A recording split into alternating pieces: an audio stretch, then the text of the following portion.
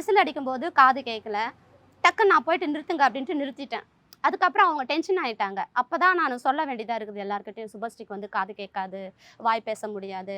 அவங்களுக்கு வந்து ஃப்ளாக காட்டுங்கன்னு சொல்லும்போது, அதுக்கேத்த மாதிரியே அதுக்கப்புறம் ஃப்ளாக் காட்டுன உடனே, ஜோன் லெவல்ல போகும்போது சுபஸ்ரீக்கு வந்து விசில் அடிச்சாலும், ஃப்ளாக் காட்டுனாலும் பக்கத்துல யார் போறாங்களோ, அவங்க மூவ் பண்ணிட்ட பிறகு ஒரு 2 செகண்டுக்கு அப்புறம் தான் சுபஸ்ரீ மூவ் பண்ணுவாங்க.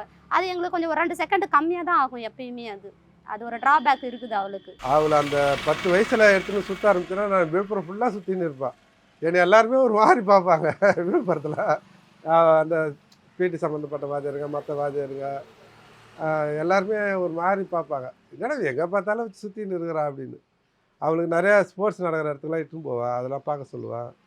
அப்பதான் அவளுக்கு ஒரு விழிப்புணர்வு ஏற்படுறதுனால. நான் அவ இப்போ எப்பயுமே நான் அவளுக்கு அந்த அதிலேயே அதிகமான மூவ்மெண்ட் குடுத்துன்னே இருந்தேன். ஸ்போர்ட்ஸுக்கு அவள் நல்லா வரணும். அவளுக்கு அதில் வரணும் போகணும். ஏன்னா பொம்பளை பிள்ளைங்கலாம் பார்த்தீங்கன்னா, ஒரு 10 வயசு தாண்டி அதிகபட்சமாக 15 வயசுலாம் ஆகிட்டா ஓட மாட்டாங்க. ஒரு அசிங்கப்படுவாங்க. அதனால தான் அவளை சின்ன வயசுலேயே கொண்டு போகணுன்ட்டு ஒரு 9 வயசு 10 வயசுல நான் இட்டுன்னு போயிட்டேன்.